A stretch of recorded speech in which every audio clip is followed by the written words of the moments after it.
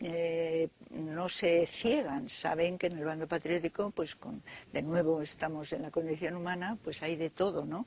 Pero que se tiene la razón, que aunque el pueblo, el llamado pueblo, pues a veces cometa, se exagere, se pase, pero tienen un poco la razón por lo que lo hacen, porque ese texto, que es muy reciente, es de hace unos meses, a mí realmente me quedo perpleja de a veces lo que la gente se inventa. Cuando llegaba a 1808, que es algo del que debemos estar bastante orgullosos, porque además históricamente es épico, lo que supuso, ¿no?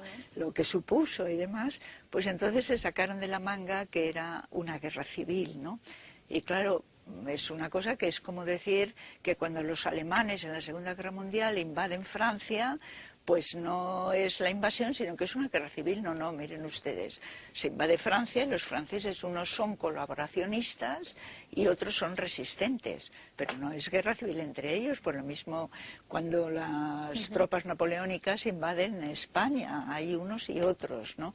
Y en ese momento hay mucha confusión, porque claro, no es verdad además que los ejércitos napoleónicos vinieran con el Código Civil en la mochila. Los ejércitos napoleónicos vinieron arrasando y además sin con ninguna... la espada y con el saco así para llevarse exacto, el dinero. Exacto, Vamos, todavía los historiadores patrimonio. cuando decimos, cuando algún desastre en el patrimonio artístico y cultural, siempre decimos, eso viene de la francesada, ¿no? Porque arrasaron con todo.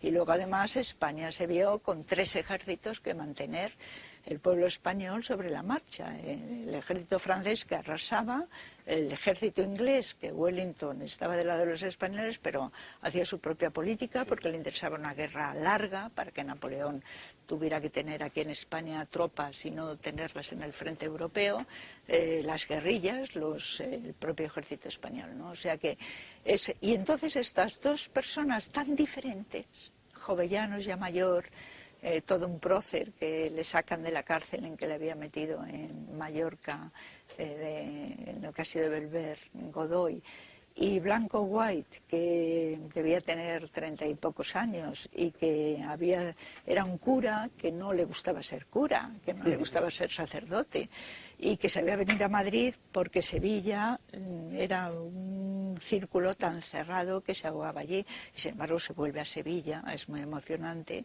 y los dos desde el primer momento no tienen duda de dónde está la razón y dónde está la justicia, ¿no?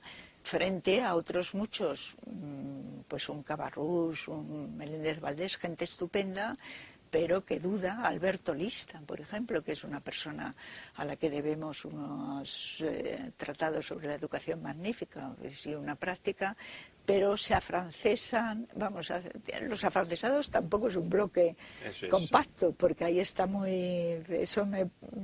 son motivos diferentes, es decir, ni el grupo de patriotas ni el grupo de afrancesados son bloques homogéneos y maniqueos, sino que allí hay pues una serie de intereses y de motivaciones muy distintos.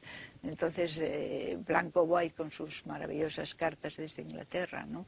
Y Jovellanos con toda su sabiduría ya política y una experiencia.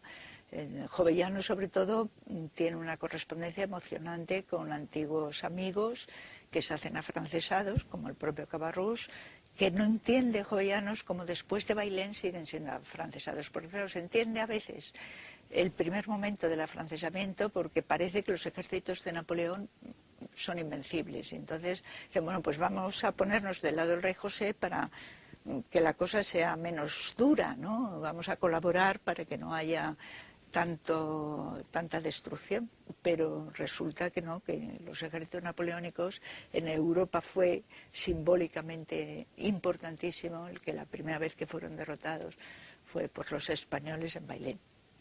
¿Nos queda un poquito de tiempo más para alguna reflexión, Mario?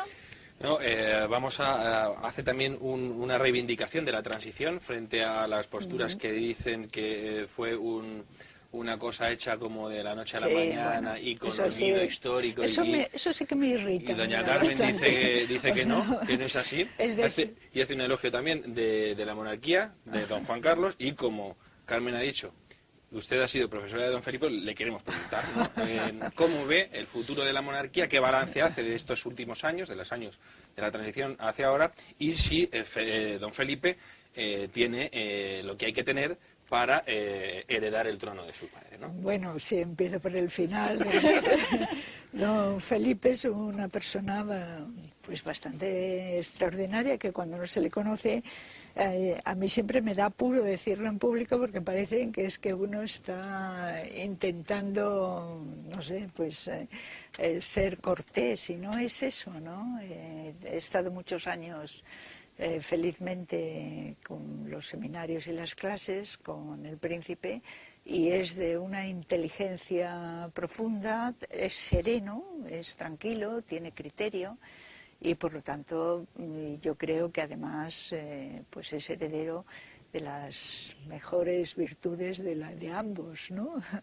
De sus padres, así que estoy segura que se encontrará con otros problemas, tendrá que reaccionar de distinta manera. Y claro, la transición a mí me ha irritado siempre mucho que se diga que era por el olvido. No, precisamente era porque los constituyentes y el pueblo español se acordaba muy bien lo que había pasado en 40 años de dictadura, guerra civil anterior, siglo XIX, porque tenían memoria histórica, por lo que todos cedieron para que no volviera a pasar, ¿no? Entonces, todos, porque usted se hace eco de una crítica de una India a los nacionalistas y dice, bueno, no, casi todos. Casi todos, sí, menos los nacionalistas vascos.